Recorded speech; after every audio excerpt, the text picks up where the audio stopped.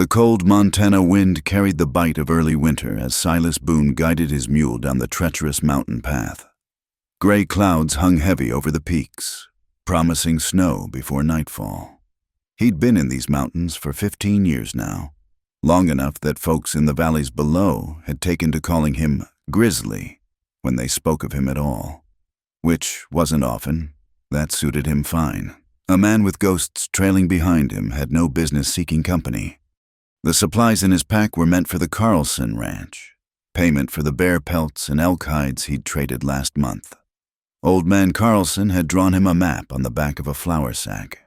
But the recent rains had washed out familiar landmarks, and Silas found himself following a creek he didn't recognize. The path widened into a valley he'd never seen before, where a small ranch house sat weathered but sturdy against the approaching storm. Smoke rose from the chimney, and Silas could see the place had seen better days. The barn door hung crooked on its hinges, and gaps in the fence line showed where posts had rotted through. A few cattle huddled near the house, far too few for a spread this size. He'd deliver the supplies quickly and ask directions back to the trail. Nothing more.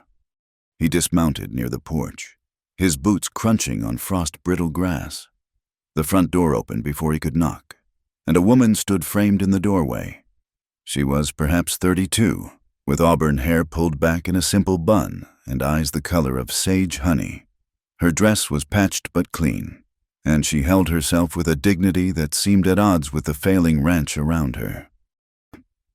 Eleanor Hart had been praying when she heard the mules approach, not the gentle bedtime prayers of her childhood, but the desperate kind that came from a woman facing her third winter alone, with creditors circling like wolves and only 17 head of cattle left from what had once been nearly 100. She'd been asking for a sign, for help, for anything that might save this place that held all her memories of James. When she saw the mountain man standing there, massive in his buffalo coat, with supplies loaded on his mule and strength evident in every line of his weathered face, something shifted in her chest. The words came out before she could stop them, born of exhaustion and faith and a wild hope she couldn't name. "God finally sent you to me," she said, her voice barely above a whisper, then stronger. "To give me a son and save this place." Silas stood frozen, certain he'd misheard. The woman's eyes held no madness, only a fierce certainty that made him take a step back. "Ma'am, I believe there's been a mistake. These supplies are meant for the Carlson ranch. I've lost my way is all." Eleanor's laugh was brittle as autumn leaves. "The Carlsons are 30 miles north. Mr. Boone, Silas Boone." "Mr. Boone, that's a long ride with night coming and snow on the wind. I've got stew on the stove and a barn for your mule. You can leave at first light if you're still of a mind to." Thunder rolled across the mountains, and the first fat snowflakes began to fall. Silas looked at the darkening sky, then back at the woman. There was something in her eyes, not desperation exactly, but a recognition that unsettled him, as if she saw past the beard and the wild years to something he'd buried long ago. "I shouldn't impose," he said, even as the wind picked up, driving snow sideways across the valley. "It's not an imposition if it's meant to be," Eleanor replied. "I've been praying for help for 2 years. Mr. Boone, maybe you took a wrong turn, or maybe there's no such thing as wrong turns. Either way, that storm's going to be a killer, and I won't have your death on my conscience." Against his better judgment, Silas found himself leading the mule to the barn. The structure was sounder than it looked, and he noticed repairs made with skill but inferior materials, someone trying to hold things together with determination alone. He unsaddled the mule and gave it grain from his own supplies, then made his way to the house. The kitchen was warm and clean, with herbs hanging from the rafters and a pot of stew that smelled of wild onions and venison. Eleanor served him without ceremony, and they ate in silence while the storm built outside. Finally, she spoke. "My husband died 2 winters ago. Lung fever. The ranch has been dying ever since, piece by piece. The bank wants their money. Rustlers took most of my cattle, and the few hands we had left for better prospects. She met his eyes directly. I know how I must have sounded at the door. Like a mad woman, but I've been alone so long. Mr. Boone, and when I saw you standing there, I knew. Knew what? Silas asked, though he wasn't sure he wanted the answer. That you're running from something just like this place is dying from something. Maybe we could help each other, even if just for a while. Silas set down his spoon. The comfortable weight of his Colt .45 reminded him of all the reasons he should leave at first light. Ma'am, Mrs. Hart, Eleanor Hart. Mrs. Hart. I'm not the answer to anyone's prayers. I'm just a man who trades pelts and keeps to himself. Come morning, I'll help you with what repairs I can manage, then be on my way. Eleanor nodded, but her eyes held that same unsettling certainty. We'll see what morning brings. Mr. Boone, we'll see. Later, lying on a bedroll near the kitchen stove, Silas listened to the storm rage outside. The house creaked and settled around him, speaking its age in a language he understood. Through the thin walls, he could hear Eleanor moving in her room, the soft sound of pages turning, likely a Bible, from what he'd seen of her. He thought of her words at the door, of the fierce hope in her eyes. A son, she'd said, as if she could see a future he couldn't imagine, as if a man like him could ever be part of building something instead of tearing it down. The very thought should have sent him running into the storm, but something held him there. Maybe it was the weariness in her voice that matched his own, or the way she'd offered shelter without questions about his past. Outside, the wind howled like wolves, and Silas closed his eyes against memories of another storm, another woman, another life that had ended in blood and smoke. He'd hidden in these mountains for 15 years, but somehow, taking one wrong turn had brought him to a door where a woman looked at him and saw not what he was, but what he might become. Tomorrow he would leave. He would help with what he could and leave.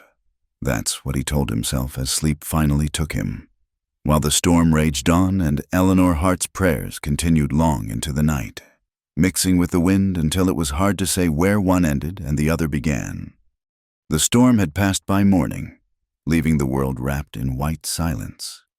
Silas woke to the smell of coffee and bacon, luxuries he hadn't enjoyed in months.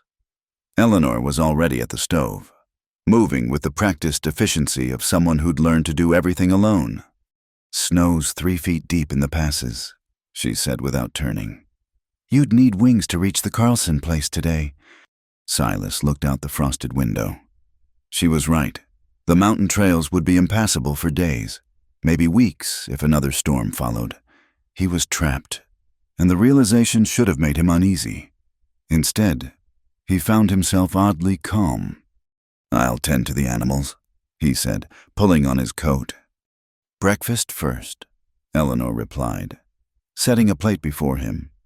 A man can't work on an empty stomach. They ate together at the rough wooden table, sunlight streaming through the window and catching the auburn highlights in her hair. Silas noticed the careful way she rationed the bacon, giving him the larger portion while pretending not to. Tell me about this place, he said, surprising himself with the question. Eleanor's face softened. James bought it 8 years ago. We came out from Missouri with such dreams. He'd read all those pamphlets about Montana Territory, about grass as high as a horse's belly and fortunes to be made in cattle. She traced a finger along the wood grain of the table. The first years were good. We built this house ourselves, every board and nail. The herd grew. Neighbors helped neighbors. And we thought... She paused. We thought we'd fill this place with children. God had other plans. No young ones. 2 buried on the hillside. Neither lived past their first week. Her voice was steady, but her knuckles were white where she gripped her coffee cup. After the second, the doctor in town said there wouldn't be any more. James never complained, never spoke a word of blame, but I saw how he looked at other folks' children. When the lung fever took him, Part of me wondered if he just didn't fight hard enough to stay. Silas had no words for such grief, so he offered what he could. "Show me what needs fixing most. I've got a few days. Might as well be useful." They spent the morning walking the property, Eleanor pointing out problems like a general surveying a battlefield. The barn roof leaked. The chicken coop had gaps where foxes could enter. The well pump needed new leather washers, and most urgently, several fence posts had rotted through, leaving gaps where the remaining cattle could wander and be lost in the snow. "I've been trying to fix them myself," Eleanor said, showing him her hands, calloused and scarred from work too heavy for her frame. "But some things need strength I don't have." Silas found tools in the barn, most in poor repair but serviceable. He set to work on the fence, Eleanor working alongside him despite his protests. She couldn't drive posts, but she could hold them steady, could hand him tools, could talk while they worked. "Where did you learn carpentry?" she asked, watching him shape a replacement post with an ease that spoke of experience. "My father was a builder, back in Ohio. Before," he caught himself, "before you came to the mountains." "Yes." She didn't press, and he was grateful. Instead, she told him about the ranch's better days, about the barn dances they'd hosted, the brandings where neighbors came to help, the autumn when they'd had so many apples from their small orchard that she'd made cider for the whole valley. "The trees still produce," she said, "but there's only me to harvest now. Most of the fruit falls and rots." As the sun climbed higher, they moved to the barn roof. Silas climbed up to assess the damage while Eleanor steadied the ladder. From that height, he could see the whole valley, the frozen creek winding through it, the small graveyard on the hillside she'd mentioned, the vast emptiness of land that should have held hundreds of cattle. "It's good land," he called down. "Water, shelter from the worst winds, grass underneath this snow. A man could build something here." "A man did," Eleanor replied quietly. "But it takes more than one person to hold it." That evening, after a day of repairs, they sat by the fire while Eleanor mended one of his shirts he hadn't even realized was torn.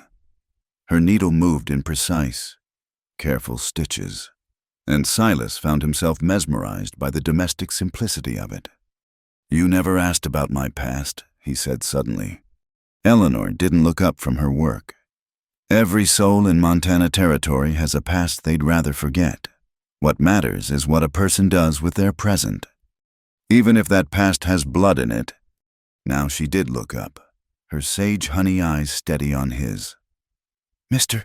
Boone, I've buried 2 babies and a husband. I've shot wolves trying to take my chickens and put down horses with broken legs. I've seen Indian raids and cavalry reprisals. There's blood everywhere in this land. The question is whether it's on your hands from necessity or cruelty." Silas was quiet for a long moment. "Necessity," he finally said, "though the law might not see it that way." "The law," Eleanor said with a bitter laugh. "The same law that lets the bank take ranches from widows and turns a blind eye when rustlers strike small holdings. I put little stock in law. Mr. Boone, I put stock in character, and a man who spends his day fixing a stranger's fence has character enough for me." Later, as they prepared for sleep, he on his bedroll, she in her room, Eleanor paused at her doorway. "I had a dream last night," she said, "after you arrived. First peaceful dream in 2 years. I saw this place alive again. Cattle in the fields, smoke from the chimney, children playing by the creek. You were there, teaching a boy to mend harness. Dreams are just dreams, Mrs. Hart." "Maybe," she said, "but sometimes they're maps to futures we're too scared to imagine while awake." She closed her door, leaving Silas alone with the dying fire. He thought about running, about leaving before dawn despite the snow, but his hands remembered the feel of honest work, of building instead of destroying. His ears remembered the sound of her laughter when he told a story about a particularly ornery mule. His eyes remembered the way she'd looked at him, not with fear or suspicion, but with a recognition that went deeper than words. He'd been alone in the mountains so long he'd forgotten what it felt like to be seen as more than a wild man, more than a killer, more than a ghost haunting the high places. Eleanor Hart looked at him and saw a man who could mend fences and teach boys about harness. It was a dangerous vision, one that made him want things he'd given up the right to want 15 years ago. Outside, a wolf howled in the distance, and others answered. The sound usually comforted him, a reminder of the wild freedom he'd chosen. Tonight, it only emphasized the warmth of the house around him, the civilization he'd fled but which called to him now in the form of a woman's quiet strength and stubborn hope. Tomorrow, he told himself again. Tomorrow he would leave. But even as he thought it, he knew he was lying. The storm had brought him here, but something else was keeping him. Something that felt dangerously like the home he'd never thought to have again. 3 days had passed since the storm, and Silas was still there. He'd repaired the barn roof, reinforced the chicken coop, and mended enough fence to keep the cattle secure. Each morning he told himself he'd leave after one more task, and each evening found him by Eleanor's fire, sharing the day's small victories. It was on the 4th morning that they saw the riders. Eleanor spotted them first. 5 men moving across the valley's eastern edge, their horses dark against the snow. She went very still, her hand moving unconsciously to the shotgun she kept by the door. "Trouble?" Silas asked, though her posture already gave him the answer. "Cole Harlan and his boys," she said, her voice tight. "They've been working the valley for months, taking cattle a few at a time. Sheriff says he can't prove anything, but everyone knows." Silas studied the riders through the window. They moved with the casual confidence of men who'd never met real resistance. The leader, presumably Harlan, rode a bay stallion that must have cost more than Eleanor's ranch was worth. "They hit you before." "Twice. Took 8 head the first time, 6 the second. Always at night. Always when I'm alone." Her jaw tightened. "They know there's no man here to stop them." The riders had changed direction, heading toward the ranch. Eleanor's breathing quickened, but she stood her ground. Silas moved to his saddlebags and strapped on his colt, the weight familiar as breathing. "You don't have to," Eleanor began. "Yes," he said simply, "I do." Cole Harlan was younger than Silas had expected, perhaps 30, with the kind of clean-shaven face that suggested he thought himself respectable. His men were rougher sorts, cowboys gone bad. From the look of them, they stopped their horses just outside the fence Silas had recently repaired. "Morning, Mrs. Hart," Harlan called, touching his hat brim in mock courtesy. "Checking on our neighbors after the storm? Christian duty and all." Eleanor stepped onto the porch, shotgun in hand but pointed down. "Your concern is noted, Mr. Harlan. We're fine." Harlan's eyes found Silas, who had emerged from the barn's shadow. "Well now, seems you've got yourself some help. Don't believe we've met, friend." "Not your friend," Silas said evenly. "And we haven't met because I don't associate with cattle thieves." The temperature seemed to drop 10 degrees. One of Harlan's men, a scarred fellow with nervous hands, shifted toward his pistol. Silas didn't move, but something in his stillness made the man freeze. Harlan's smile never wavered. "That's a serious accusation, Mr. Man could find himself in trouble, spreading talk like that. Man could find himself in worse trouble, taking what isn't his."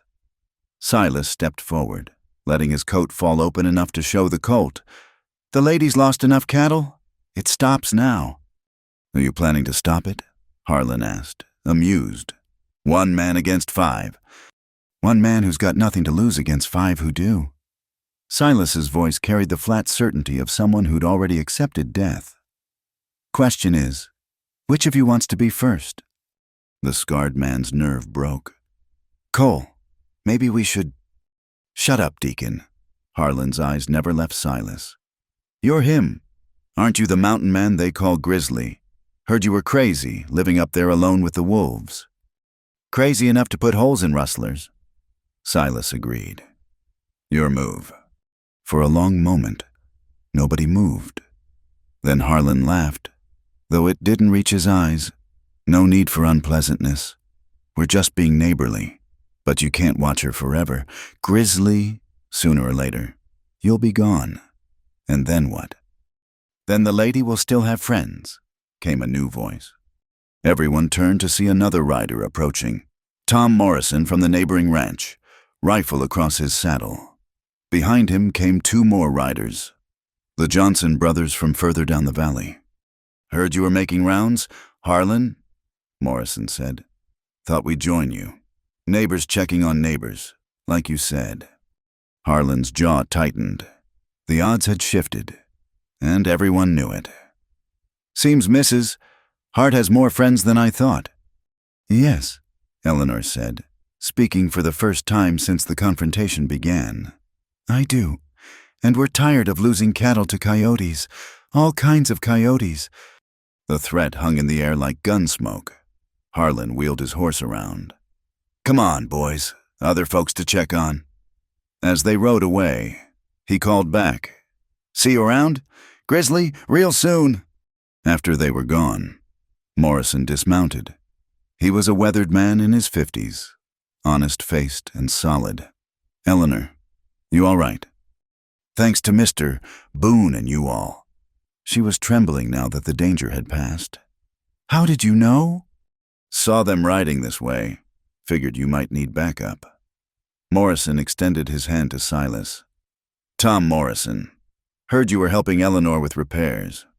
Silas shook it, surprised by the lack of suspicion in the man's face. Word travels fast. It does. Also heard you stood up to Harlan just now? Not many would do that. The Johnson brothers had dismounted too, Sam and Pete, barely out of their teens but trying to look older. Sam spoke up. Mister, Morrison's right. Harlan's been bleeding us all dry, but nobody stood up to him direct like that. Standing up to him once won't stop him. Silas said, men like that, they come back. Usually at night, usually when they think you're weak. Morrison nodded grimly. That's why we need to talk. All of us. I mean, the small ranchers. Eleanor, would you host a meeting tomorrow night? Eleanor glanced at Silas, then nodded. Of course. We need to stand together or we'll fall one by one. After the men left, Eleanor and Silas stood in the kitchen, the confrontation's aftermath making the air feel charged. You didn't have to face them for me, she said. Yes, I did. He met her eyes. You were right about men like Harlan. They're the same everywhere, taking from those who work, destroying what others build. I have seen their kind before. Is that what you were running from, men like Harlan? Silas was quiet for a moment. In a way. Only the one I faced wore a badge he didn't deserve and had the law backing his thieving. Eleanor moved closer, close enough that he could smell the lavender soap she used. You killed him. It wasn't a question, but Silas answered anyway. Yes, he was forcing families off their land, claiming mineral rights that didn't exist. When the Hendricks family refused to leave, he had his men burn them out. Their little girl didn't make it out of the house. So you stopped him? I stopped him, but his friends in high places made sure I became the criminal. Been running ever since. Eleanor reached up and touched his face, her fingers gentle against his weathered cheek. You're not running now. No, he agreed, covering her hand with his. I'm not. Harlan will come back. With more men. Probably. I know. You could leave. Should leave. Maybe. This isn't your fight. Silas turned her hand over, studying the calluses, the strength in those small fingers. Woman who prays for help shouldn't be surprised when it arrives, even if it comes in an unexpected form. Eleanor's eyes filled with tears she didn't let fall. I prayed for a miracle. I got a warrior instead. Maybe, Silas said. Sometimes they're the same thing. That night, as they prepared supper together, there was a new ease between them. The threat of Harlan hung over them, but it had also crystallized something. They moved around each other in the kitchen with the comfortable rhythm of long partnership. And when their hands brushed passing dishes, neither pulled away. "The meeting tomorrow," Eleanor said. "They'll look to you for leadership. Morrison's a good man, but he's cautious. The Johnsons are too young. The others, they're scared." "And you?" Silas asked. "What are you—" Eleanor considered the question. "Tired of being afraid. Tired of losing everything piece by piece. If we're going to fall, I'd rather fall fighting." "We won't fall," Silas said with quiet certainty. "Not if we stand together." As they sat by the fire that evening, Eleanor reading from her Bible while Silas cleaned his rifle, the domestic peace of the scene stood in sharp contrast to the violence they both knew was coming. But for now, in this moment, they had the crackle of the fire, the warmth of companionship, and the growing certainty that whatever came next, they would face it together. The ranchers arrived as darkness fell, coming in ones and twos like conspirators. Tom Morrison brought his wife Martha, a stout woman with knowing eyes. The Johnson brothers came with their widowed mother, Mrs. Sarah Johnson, who ran their spread with an iron will. Walter Briggs arrived last, a German immigrant who'd lost half his herd to rustlers but still spoke of building something lasting for his children. They gathered in Eleanor's kitchen, 12 souls in all, their faces marked by worry and weather. The room that had felt spacious now seemed small, filled with the weight of their collective troubles. Morrison spoke first. "We all know why we're here. Harlan's gang has taken nearly 200 head between us this year. The sheriff won't help. Says we need proof." "Sheriff's probably getting a cut," Sam Johnson said bitterly. His mother hushed him, but nobody disagreed. "The question is," Morrison continued, "what do we do about it?" Silence stretched until Eleanor stood. "We fight back, together." "How?" Briggs asked in his accented English. "We are farmers, ranchers. They are gunmen." All eyes turned to Silas, who'd been standing in the shadows by the door. He stepped forward into the lamplight. "You're right. In a straight fight, they'd win, so we don't fight straight." "What are you suggesting?" Martha Morrison asked. "First, we need information. When do they strike? What patterns do they follow second? We need an early warning system. Third, we need to make rustling too costly for them to continue." Young Pete Johnson leaned forward eagerly. "You mean ambush them?" "I mean defend what's ours," Silas corrected. "There's a difference between murder and protection." Over the next hour, they developed a plan. Each ranch would contribute what they could: men for night watches, horses for patrols, ammunition for defense. They'd establish signal fires on the ridges, create a rotation schedule, and move their cattle into more defensible positions. "This is all well and good," Walter Briggs said.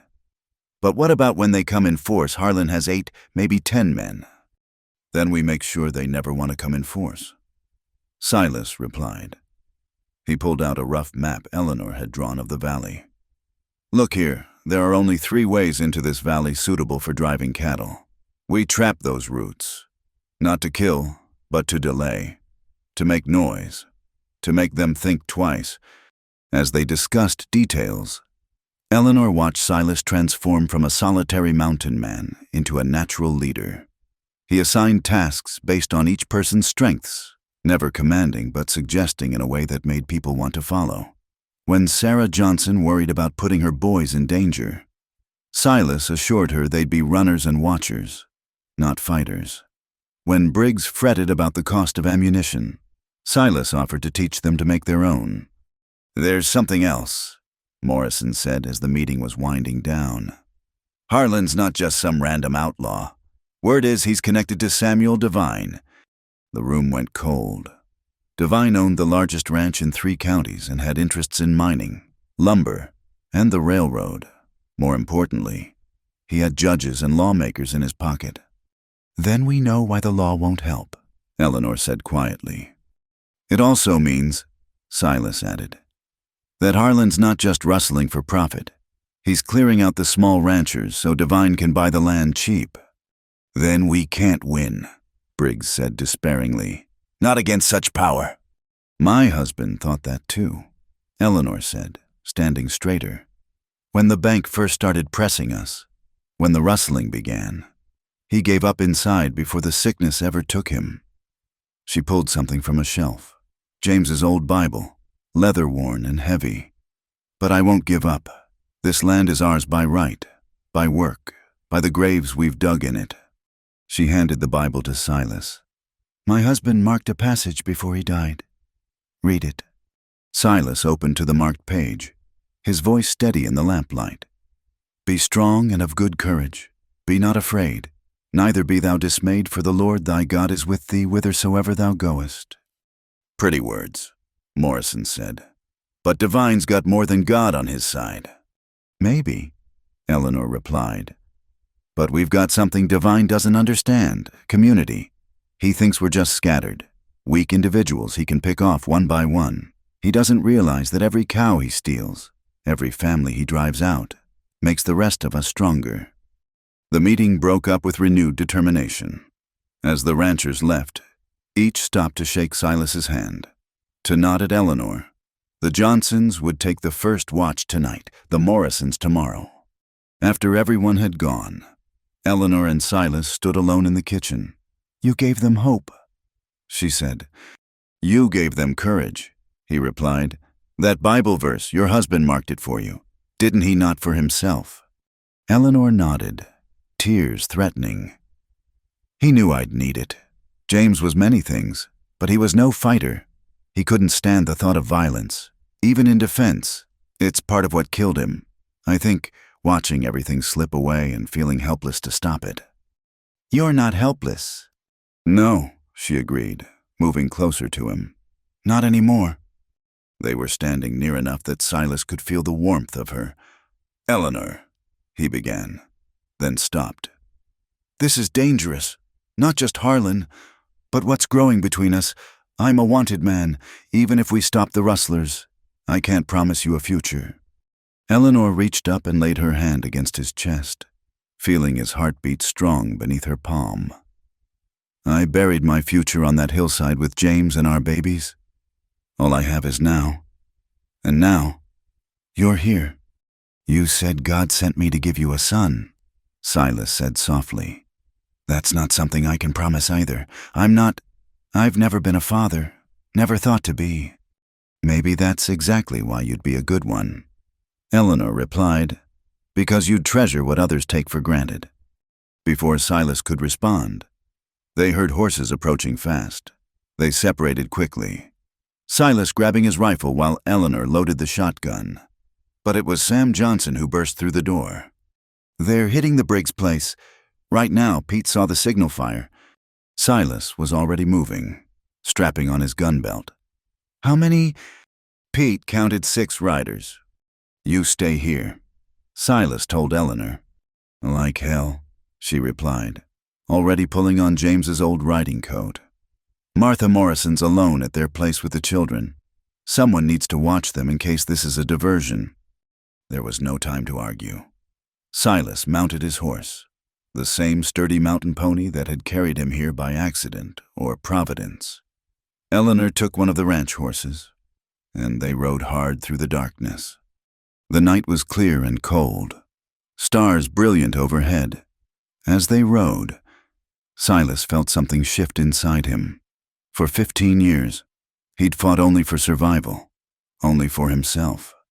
Now he rode to defend neighbors, to protect a community, to save a future he was only beginning to imagine possible. Beside him, Eleanor rode with fierce determination, her hair streaming behind her like a banner. She glanced at him once, and in her eyes, he saw not the desperate woman who'd opened her door to a stranger, but a warrior in her own right, fighting for her land and her dreams. The sound of gunfire reached them before they saw the Briggs ranch, flashes of light in the darkness, shouts of men and cattle. Silas raised his rifle and fired into the air, a warning shot that echoed across the valley. This is your only warning, he shouted into the night. The next shots won't miss. The rustlers wheeled their horses. Surprised by the rapid response, in the confusion, Briggs and his oldest boy emerged from cover, firing their own weapons. The rustlers retreated, driving only a handful of cattle with them, far fewer than they'd planned. As the dust settled, Walter Briggs approached, his face grateful and grim. They weren't expecting resistance. You saved my herd. We all did, Silas corrected. As the Johnsons and Morrisons arrived, this is what standing together looks like. Eleanor dismounted and went to comfort Briggs's wife, who had emerged from the house with their younger children. As Silas watched her gentle strength, he realized that somewhere between that first storm and this night ride, he'd stopped thinking about leaving. The future was uncertain, dangerous, possibly short, but for the first time in 15 years, it was a future worth fighting for. The poster arrived with a supply wagon from town 3 weeks after the night raid. Tom Morrison found it nailed to the general store's wall and rode hard to Eleanor's ranch, his face grim. He handed it to Silas without a word. The paper was crisp, official-looking. Wanted for murder, stretched across the top in bold letters. Below was a rough sketch that could have been any bearded man, but the description was specific enough. Silas Boone, also known as Grizzly. Height approximately 6'2". Dark hair, gray eyes, scar on left hand. Reward $500. Wanted for the murder of Deputy Marshal Clayton Ferris, Colorado Territory, 1872, armed and dangerous. Eleanor read it over Silas's shoulder, her face paling. Deputy Marshal. That's what he called himself, Silas said quietly. But his real job was clearing land for the Mountain Pacific Mining Company. The badge just made it legal. Morrison shifted uncomfortably. This changes things. Silas, if Harlan knows who you are, he knows. Silas interrupted. Question is, what are you going to do about it? The older rancher looked torn. You've helped us, risked your life for us, but harboring a wanted man. If Divine finds out, he'll use it to destroy us all. Then I'll leave, Silas said simply, though the words cut deep. Tonight. No. Eleanor's voice was steel. Tom, you ride back to town right now and tell me, who posted this notice? Was it the sheriff? No, that's the strange thing. Nobody knows who put it up. Jake at the store said it appeared overnight. Harlan, Eleanor said with certainty. Or Divine, they're trying to divide us, make us turn on each other. It's working, Morrison admitted. Briggs is scared. The Johnsons, too. If the federal marshals come. If, Eleanor emphasized. This poster is 15 years old. Tom, if the law really wanted Silas, why wait until now? Why appear right when we're standing up to the rustlers? Morrison had no answer for that. He left promising to calm the others, but his departure felt like a retreat. That night, Silas packed his few belongings. Eleanor watched from the doorway, her arms crossed. So you're running again. I'm protecting you. All of you. Morrison's right. Divine will use this. Eleanor moved into the room, taking the shirt from his hands. Tell me what really happened. All of it. Silas sank onto the bed, suddenly feeling every one of his 43 years. Clayton Ferris controlled the law in 3 counties. The mining company wanted the Hendricks land, sat right on a silver vein. When David Hendricks refused to sell, Ferris charged him with cattle rustling. No evidence, no trial, just a midnight raid. He paused, the memory still sharp. They set the house on fire to drive them out. David came out shooting, trying to buy time for his family. They gunned him down. His wife Mary got out with their boy, but their little girl, Annie, the smoke got her before anyone could reach her. She was 6. Eleanor sat beside him, taking his hand. I was working at a neighboring ranch, saw the flames. By the time I got there, Ferris was laughing. Actually laughing. Eleanor, while that house burned with a child inside. He said it was a lesson for anyone who defied progress. So you killed him? I challenged him fair, called him out in front of witnesses. He went for his gun first, I was just faster. But the judge was bought and paid for. The witnesses changed their stories. I became a murderer, and the Mountain Pacific Mining Company got their land. Eleanor squeezed his hand tighter. And you've been running ever since, carrying that guilt. Not guilt for killing him, guilt for not doing it sooner. If I'd acted when I first suspected what he was... You might have saved that little girl, or you might have died yourself. And then who would have stopped him? Eleanor stood, pacing to the window. Silas, don't you see you're doing it again, running when people need you, when I need you? Your need isn't worth your life. Eleanor whirled on him. That's my choice to make. James never gave me that choice. He decided for both of us that fighting wasn't worth it, that giving up was noble somehow. And where did that leave me? Alone, watching everything we built get picked apart by vultures. She pulled something from her drawer, a letter, yellowed with age. This came a month before James died, from Samuel Devine himself, offering to buy our ranch for 1/10 of its value. James wanted to take it, said it was better than losing everything. I refused. We fought about it until the day he died. Silas stood, crossing to her. Eleanor, I won't let another man I love give up because he thinks it's protecting me. The words hung between them, her inadvertent confession changing the air in the room. Another man you love? Silas asked softly. Eleanor met his eyes directly. Yes, though I suspect you knew that already. Suspected, hoped, feared. He touched her face gently. Eleanor, I'm not the answer to your prayers. I'm a killer with a price on my head. You're a man who stands up to evil when others won't, who builds instead of destroys when given the chance, who treats me as an equal, not something fragile to be protected. She leaned into his touch. If that's not an answer to prayer, I don't know what is. Before Silas could respond, they heard horses approaching, many horses, moving fast. They rushed outside to find Sam Johnson riding hard into the yard. Mr. Boone, Mrs. Hart Harlan's called out the whole town. He's saying you murdered a federal marshal, that anyone helping you is guilty of harboring a fugitive. More riders appeared. Morrison, Briggs, Sarah Johnson with Pete. They formed a loose circle in the yard, their faces a mix of fear and determination. It's true then, Briggs asked. About the marshal? It's true I killed him, Silas said steadily. It's not true it was murder. Sarah Johnson spoke up, surprising everyone. My late husband knew Clayton Ferris, said he was the vilest man ever to wear a badge, said the mining company owned him body and soul. That may be, Morrison said carefully. But the law is coming, Pete Johnson interrupted, pointing to the road.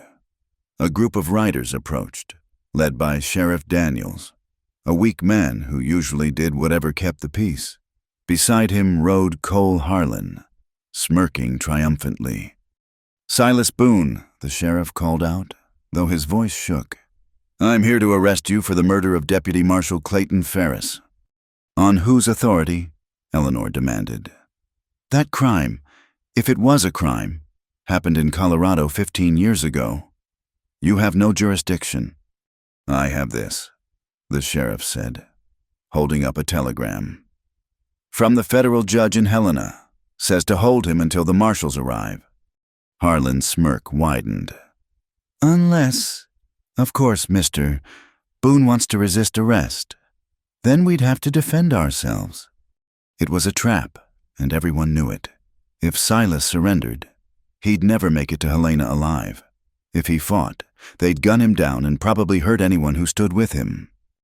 I'll come quietly, Silas said, stepping forward. No, Eleanor grabbed his arm. Sheriff Daniels, you know what this is. Devine is using you to remove the only person standing between us and these rustlers. The sheriff looked uncomfortable. I have to follow the law, Mrs. Hart. Then follow all of it. A new voice said. Everyone turned to see an unexpected arrival. Judge Theodore Blackwood, retired but still respected, riding up with his grandson. That telegram isn't legal without a proper warrant, Sheriff, and a warrant requires evidence presented to a sitting judge. I may be retired, but I still know the law. Harlan's face darkened. Stay out of this, old man. Or what? Mr. Harlan, you'll threaten a judge. Blackwood dismounted despite his 70 years, standing straight. I've watched Samuel Devine corrupt this territory for too long. If you want this man, get a proper warrant. Until then, he's a free citizen. The sheriff looked relieved to have a way out. If Judge Blackwood says so. This isn't over, Harlan snarled. We'll be back with that warrant. As they rode away, Silas turned to the old judge. Why? Because 40 years ago, I was a young lawyer who believed in justice. I stayed quiet when I should have spoken, looked away when I should have acted. I'm too old to be afraid anymore. He looked at the assembled ranchers. You folks are doing something important here. Don't let them divide you with fear. The gathering broke up slowly, each rancher stopping to shake Silas's hand or nod to Eleanor. The Johnsons offered to stand watch. Morrison promised to ride to Helena himself to find a good lawyer. When they were alone again, Eleanor and Silas stood in the darkness, the weight of the day settling on them. You said it, Silas murmured, that you love me. I did. Eleanor, I'm not free to love you back, not with this hanging over me. She turned to face him fully. Then we'll fight to make you free, together, because I'm tired of losing the people I love to fear and surrender. He pulled her close then, holding her as if she might disappear. You're stronger than I am, he whispered into her hair. No, she replied. But together we're stronger than both of us alone. That's what love is. Silas, that's what you've been running from all these years, not the law, but the possibility that someone might make you want to stay and fight. Standing there in the darkness, with danger closing in from all sides, Silas finally understood what Eleanor had seen that first day. Not just a man at her door, but a future worth fighting for. And for the first time in 15 years, he stopped looking for escape routes and started looking for ways to win. The abandoned barn sat 5 miles from any ranch, half fallen and forgotten, which made it perfect for their purpose. One by one, the ranchers arrived in the pre-dawn darkness, their breath misting in the cold air. This time, there were more of them. Word had spread about Judge Blackwood's stand, and it had given others courage. Silas counted 18 men and women, including Eleanor. The Hendersons had come from the North Valley, bringing their grown sons. Old Miguel Vargas had ridden 20 miles with his vaqueros. Even Benjamin Cross, the blacksmith from town, had closed his shop to attend. This is dangerous for all of you, Silas began, but Tom Morrison cut him off. We're past worrying about dangerous. Devine's made offers on all our places now. Briggs got a visit from the bank yesterday. Suddenly, his loan's being called in. Mine too, Henderson added. 30 days to pay in full or lose everything. Eleanor stood beside Silas, her presence steadying. Then we know Devine's timeline. He wants us gone before spring roundup. The question is, Sarah Johnson said, what do we do about it? Silas spread out a map on an old barrel. We stop playing defense. Harlan's gang has a camp somewhere in these hills. We find it. We document what they've stolen. And we take that evidence to the federal authorities in Helena. The judge there is probably bought too, Briggs said pessimistically. Maybe. Judge Blackwood spoke up from where he sat on a crate. But my old colleague Judge Harrison isn't. He's circuit judge now. And he'll be in Helena next month. If we can get evidence to him, real evidence, he'll act. That's a big if, Morrison said. Finding their camp won't be easy. I know these mountains, Silas said. Give me 3 days. I'll find them. Not alone, Eleanor said firmly. Never alone again. Young Sam Johnson stepped forward. I'll go. I know tracking, and 2 sets of eyes are better than 1. His mother started to protest, but Pete added, and I'll stay here. Help guard Mrs. Hart's place. We all have our parts to play. Ma. Over the next hour, they refined the plan. The women would move their children to the most defensible ranches. The men would maintain normal routines during the day but stand guard in shifts at night. Benjamin Cross would forge some special surprises in his smithy caltrops for the trails, reinforced shutters for windows. There's something else, Miguel Vargas said in his accented English. My cousin works at Divine's ranch. He says Divine has hired more guns, professional ones from Texas. A chill went through the room. Professional gunmen changed everything. How many? Silas asked. 6, maybe 8. They arrived last week. Then we need more than evidence. Eleanor said, we need allies with badges. Judge Blackwood cleared his throat. I may have a solution. I've been corresponding with the territorial governor about Divine's land grabs. He's concerned about the reports but needs proof. If we can connect Divine directly to the rustling. He'll have to act, Morrison finished. Bad for his political career otherwise. As the meeting broke up, each person left with specific tasks. The Hendersons would scout the eastern approaches. Vargas would gather intelligence from his cousin. Cross would work on defenses. Silas pulled Sam Johnson aside. Your mother's trusting me with her son. Don't make me regret it. I won't, sir. I want to learn from you. Learn what? How to stand up when everyone else wants to run. As the others departed, Eleanor and Silas remained with Judge Blackwood, who had asked for a private word. There's something you should know, the old judge said. I've been doing some research on Clayton Ferris. He wasn't just corrupt. He was wanted in 3 states before he got that badge. The badge itself was probably forged. Silas felt something shift in his chest. You mean? I mean, you might not have killed a real deputy marshal at all. Just a criminal with a piece of tin. I've sent inquiries to Colorado. If I'm right, that wanted poster isn't worth the paper it's printed on. Eleanor gripped Silas's hand. How long until you know? 2 weeks, maybe 3, but Divine won't wait that long. They rode back to Eleanor's ranch in thoughtful silence as they tended the horses. Eleanor said, You could have run when you heard about the Texas gunman. Could have, but you didn't. No.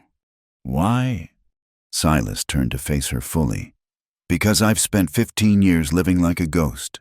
Eleanor, you made me remember what it's like to be alive, to have something worth fighting for. She moved closer. And what are you fighting for?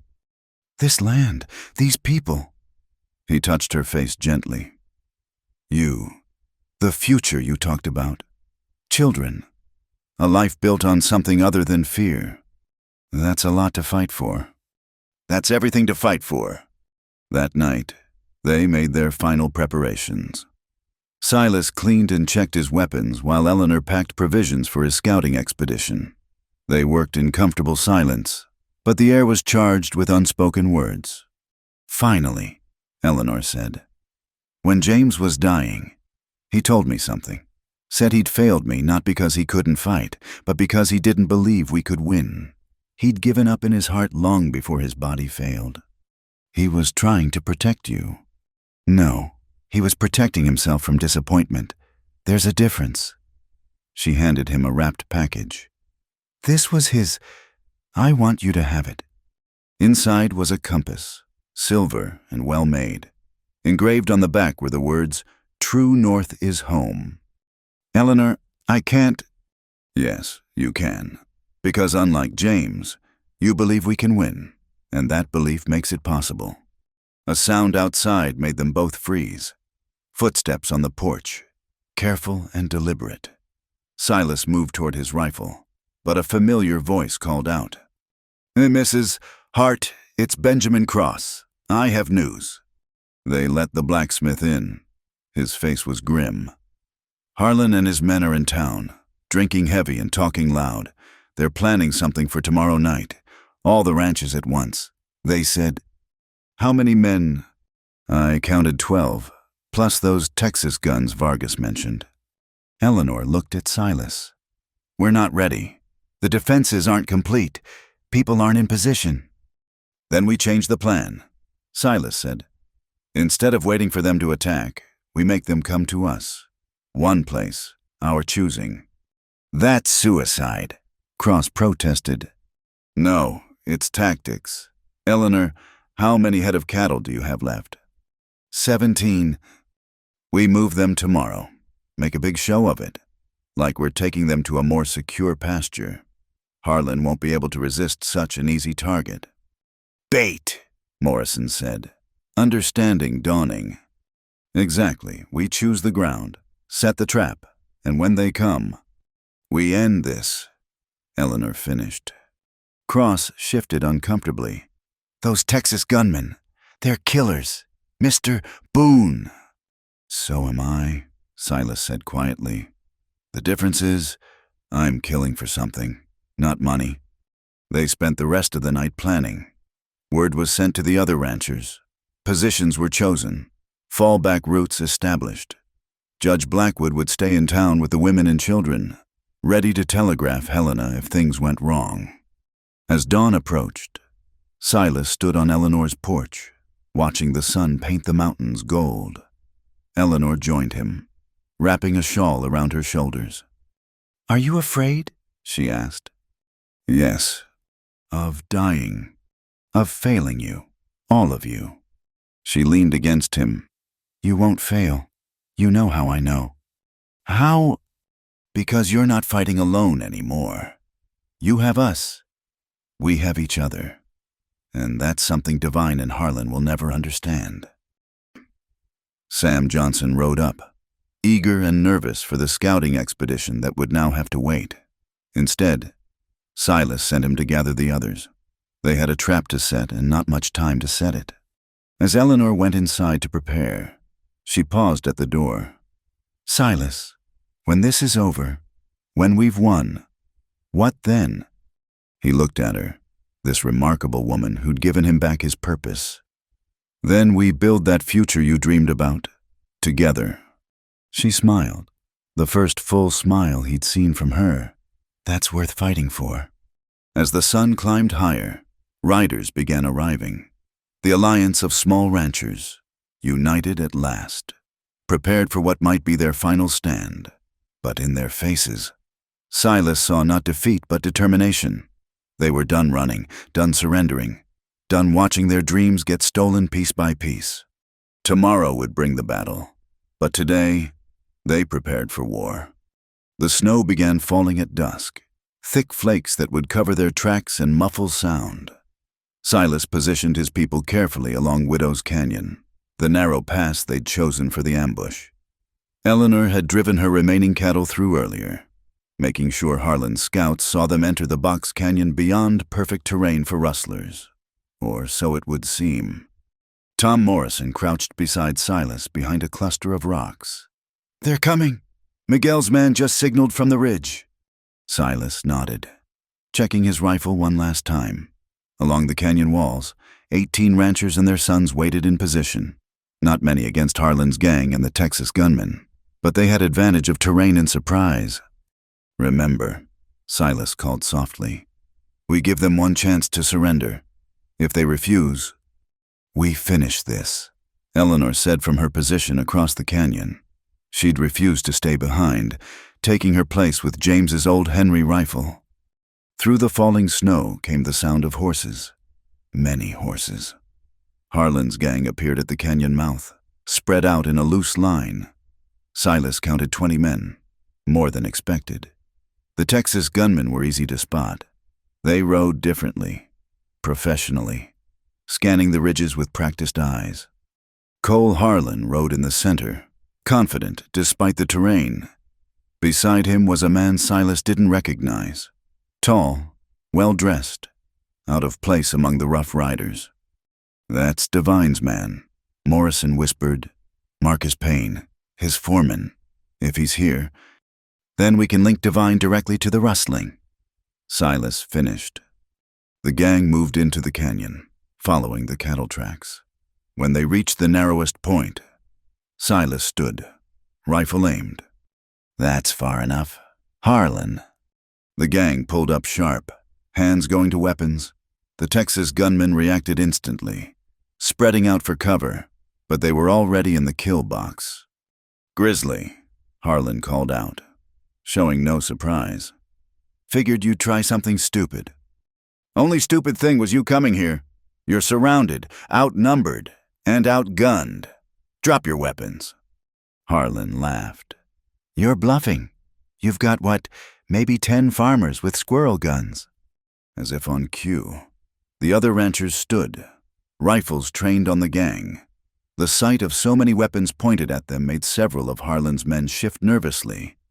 18 rifles, Silas corrected. "And these aren't farmers. Harlan, they're people defending what's theirs." Marcus Payne spoke for the first time. "You're making a mistake. Boone, Mr. Divine owns half this territory. You can't fight that kind of power."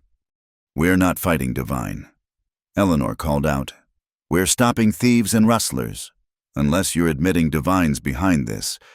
Payne's face darkened. "I admit nothing." "Then explain why Divine's foreman is riding with known rustlers." Judge Blackwood's voice rang out. The old judge emerged from cover, his grandson beside him with a camera. "Smile, gentlemen. This photograph will be very interesting to the territorial governor." The flash powder exploded, capturing the scene. Several horses spooked, and in that moment of chaos, one of the Texas gunmen went for his weapon. Silas's shot took him in the shoulder, spinning him from his saddle. "Next one's fatal," he shouted. "Anyone else want to try?" The canyon erupted.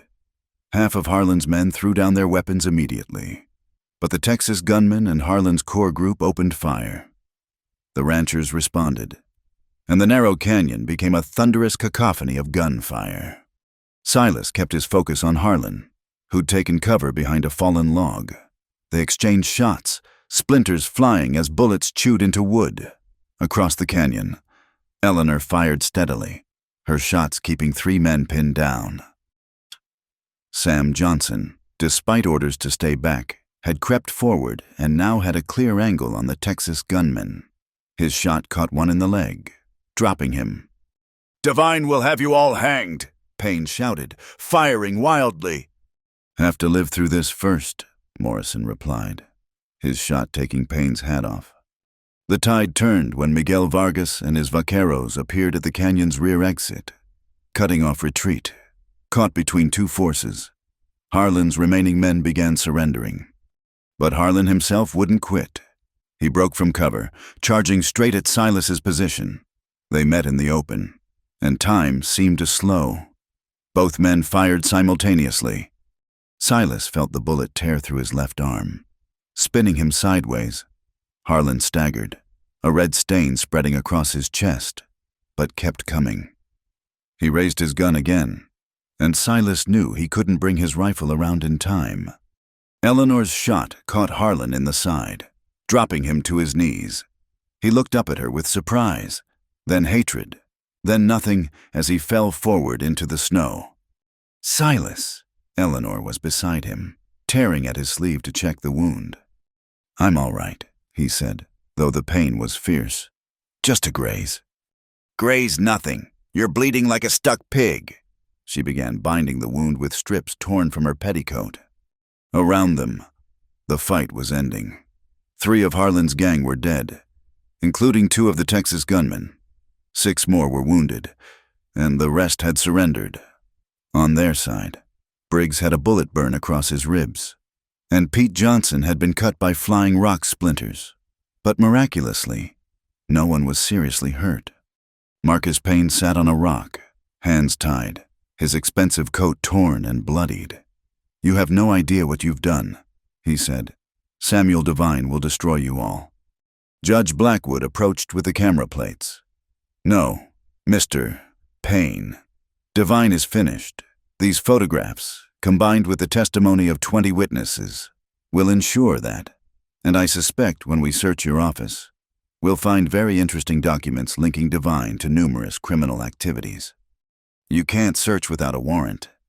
Actually, Sheriff Daniels said, riding up with a posse of townsmen, Amazing how brave a sheriff becomes when the real criminals are already captured. He produced a paper, signed by Judge Harrison himself, via telegraph. Seems the governor was very interested in Judge Blackwood's report.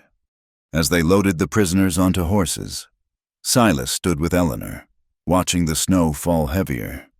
"It's over," she said softly. "This part is," he agreed. "But Devine still has lawyers, money, influence."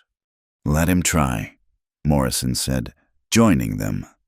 "We've got something stronger: truth, evidence, and the courage to use them." Benjamin Cross rode up with urgent news. "Judge Blackwood just got a telegraph from Colorado. That Deputy Marshal Ferris never was a real marshal. His appointment was forged, and he was wanted for murder himself when you shot him. You're clear. Silas, the wanted poster is worthless." Silas felt something release in his chest. 15 years of weightlifting. Eleanor squeezed his good arm, tears in her eyes. "Free," he said, as if testing the word. "I'm free." "We all are," Eleanor replied. "Free to build the future we want." As they prepared to leave the canyon, Silas noticed something. Tied to Harlan's saddle were legal papers, deeds of sale for all the small ranches, pre-signed by Devine. "Just waiting for dates." "He was so sure he'd win," Briggs said, looking at his own supposed deed of sale. "Arrogance is always the downfall of men like Devine," Judge Blackwood observed. "These documents will be very useful at his trial." They rode back through the thickening storm. Prisoners secured, evidence protected. At Eleanor's ranch, Martha Morrison and the other women had prepared food and medical supplies. As wounds were tended and the story told, a celebration began to build. But Silas stood apart, looking out at the snow-covered land. Eleanor found him there. "What are you thinking?" "That I came here by accident, a wrong turn in a storm, and it became the most right thing in my life." She leaned against his good shoulder. "Not an accident. Providence. I prayed for help, for someone to save this place, to give me hope for a future. God sent me you. I'm no answer to prayers. Eleanor, I'm just a man who's made mistakes, who's carried darkness." She turned him to face her. "You're a man who stands up for what's right, who protects those who can't protect themselves, who builds instead of destroys when given the chance.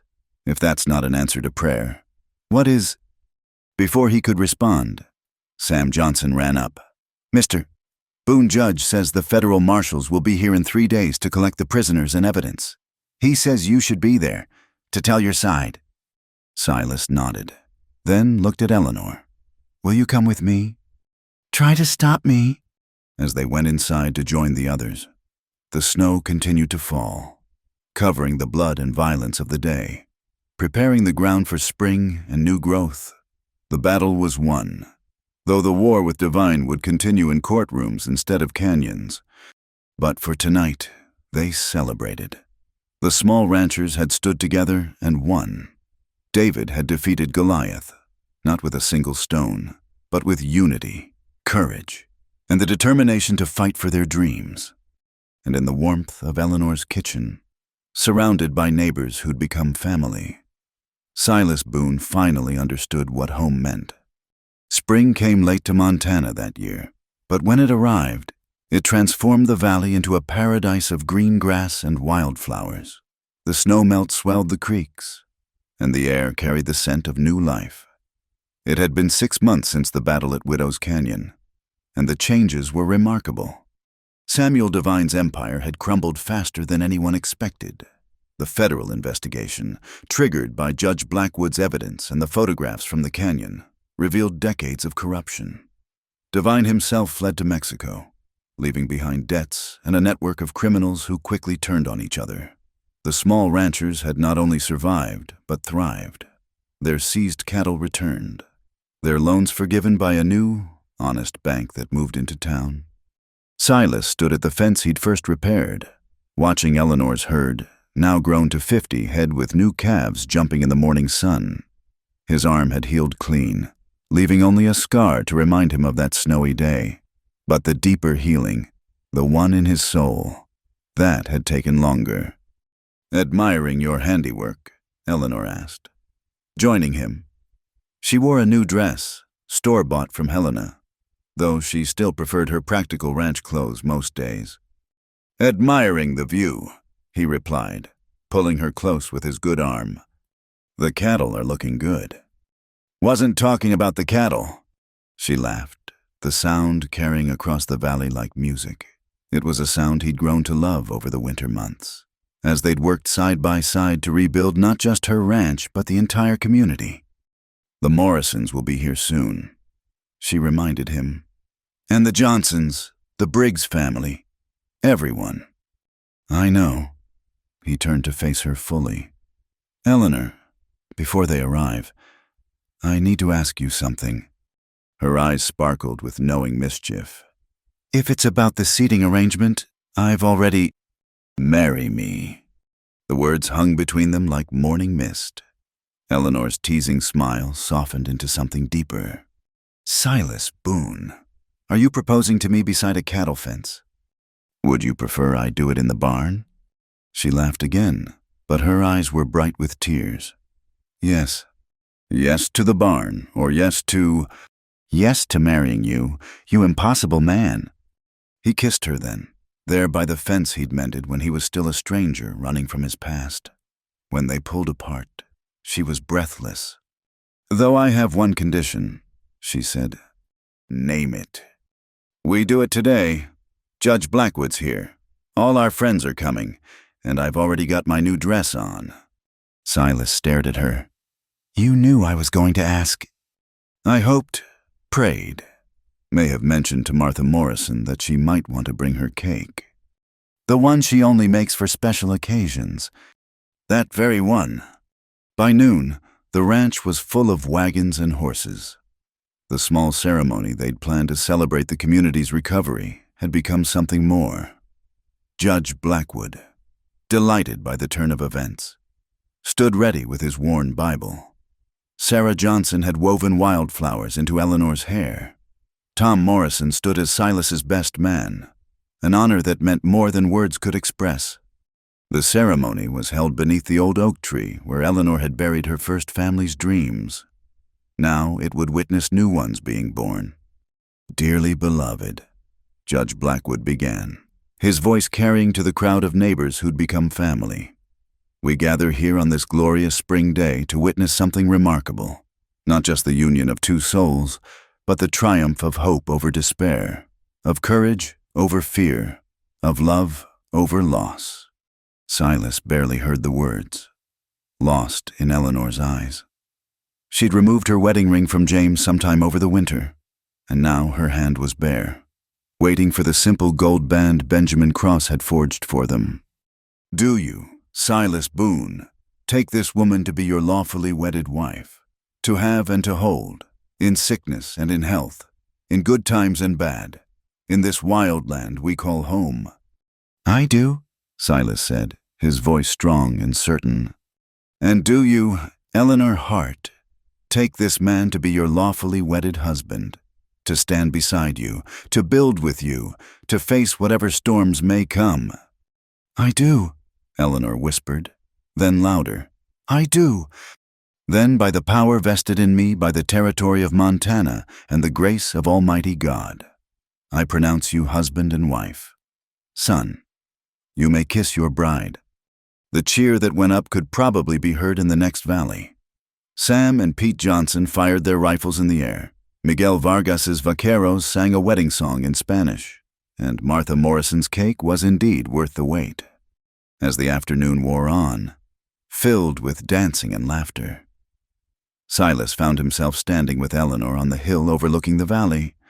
Below them, their friends celebrated. Children ran between the tables, their laughter bright as birds' song. The women had pushed the furniture aside in the house and organized a dance, fiddle music spilling out the windows. "I need to tell you something," Eleanor said softly.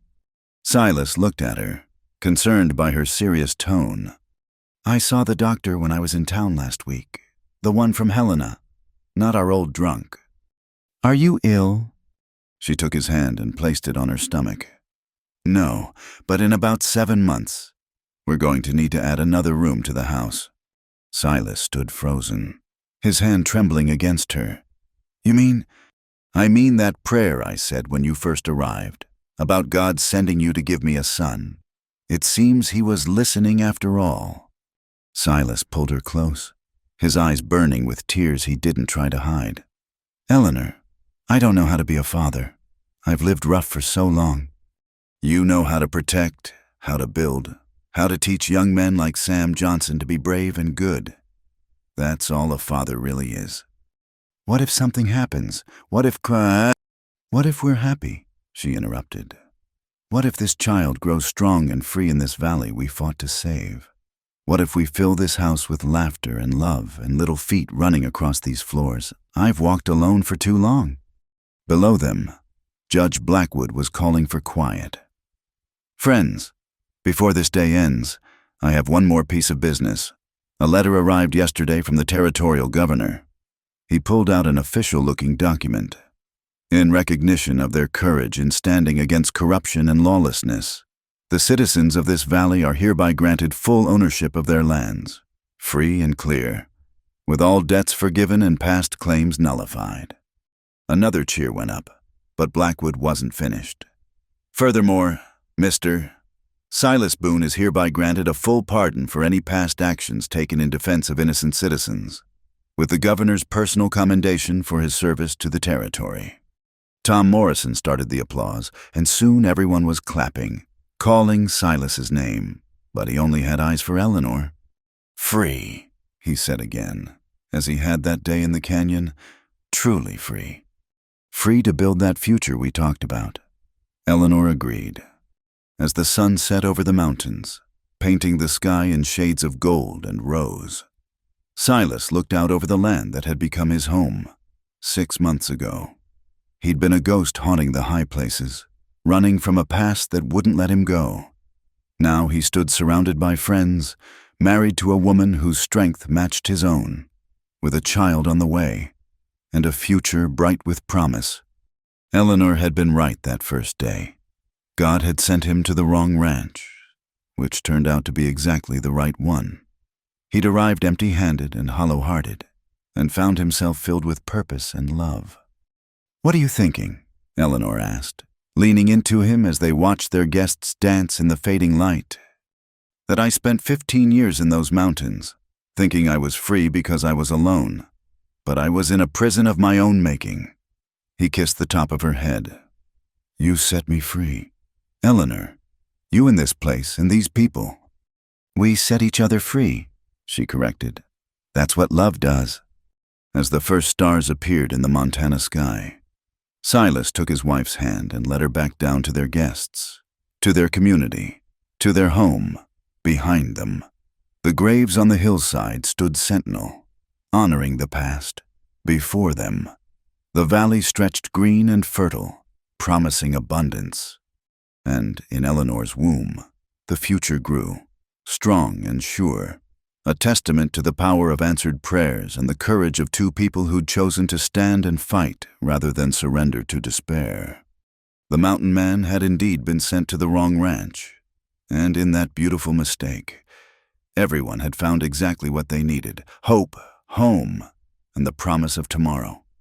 9 months later, when Eleanor safely delivered a healthy son they named David James Boone, the entire valley celebrated. The child who'd been prayed for in desperation and born from love would grow up free and strong in a valley his parents had fought to save, carrying forward the legacy of courage and community that had brought them all together. The wrong turn in a snowstorm had led to the rightest of destinations, and in the wild heart of Montana, where the mountains met the sky, a family grew and prospered. Proof that sometimes the best answers to our prayers come in forms we never expected. Thank you for listening to this tale from the Wild West. Where are you enjoying this story from? Please share in the comments below. I'd love to connect with listeners from around the world. Don't forget to subscribe to the From Wild West channel and share your thoughts about Silas and Eleanor's journey. Your stories and reflections make our community special.